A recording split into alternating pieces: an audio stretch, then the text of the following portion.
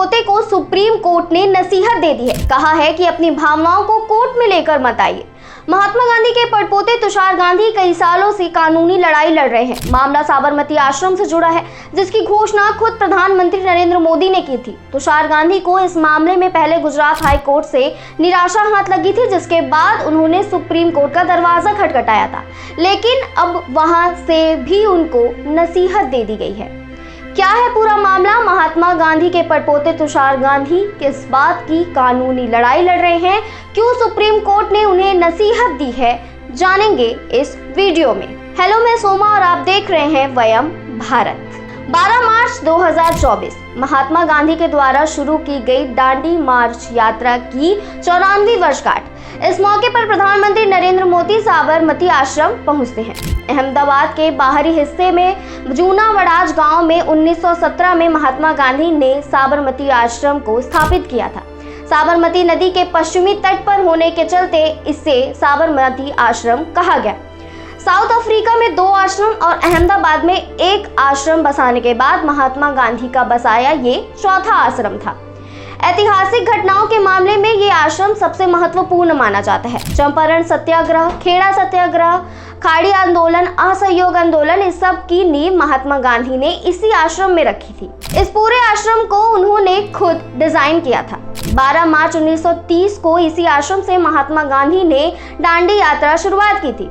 इसके 94 वर्ष पूरे होने पर पीएम मोदी आश्रम में पहुंचे और एक नए प्रोजेक्ट की नींव रखी। साबरमती आश्रम रीडेवलपमेंट प्रोजेक्ट, इस प्रोजेक्ट का नाम रखा गया। 1200 करोड़ के प्रोजेक्ट की घोषणा की गई। इस 1200 करोड़ में क्या क्या होना है, जानते हैं। परिसर का एरिया 55 एकड़ से बढ़ाकर 322 एकड़ किया जाना है। हृदय कुंज, जो कि महात्मा गांधी और कस्तूरबा बाई का निवास था, उसे संरक्षित किया जाना है। नंदनी निवास, मानव साधना, विनोबा मीरा कुटिया, ऐसे 20 इमारतों को संरक्षित किया जाएगा।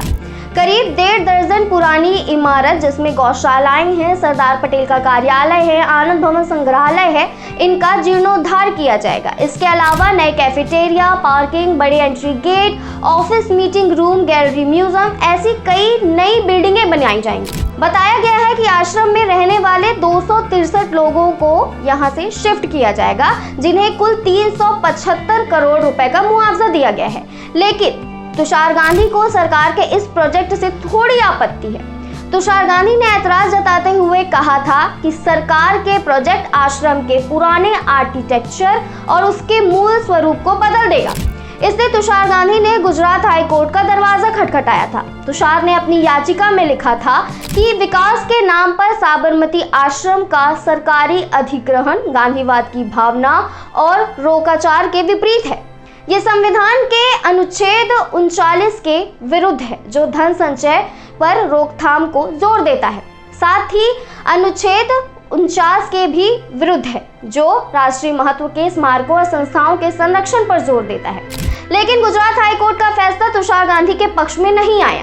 सुनवाई के दौरान राज्य सरकार के एडवोकेट जनरल ने यह आश्वासन दिया था कि इस प्रोजेक्ट से साबरमती आश्रम का मुख्य क्षेत्र प्रभावित नहीं होगा, जबकि उन्हें संरक्षित किया जाएगा। निर्माण में स्टील, सीमेंट, कंक्रीट के बजाय चूने का प्लास्टर, टेराकोटा की छत और वलसाड़ी साबुन का इस्तेमाल किया जाएगा। आश्रम के सादगी और गांधीवादी मूल्यों को बनाकर रखा जाएगा। हाई कोर्ट ने इसी के साथ तुषार गांधी की याचिका खारिज कर दी थी।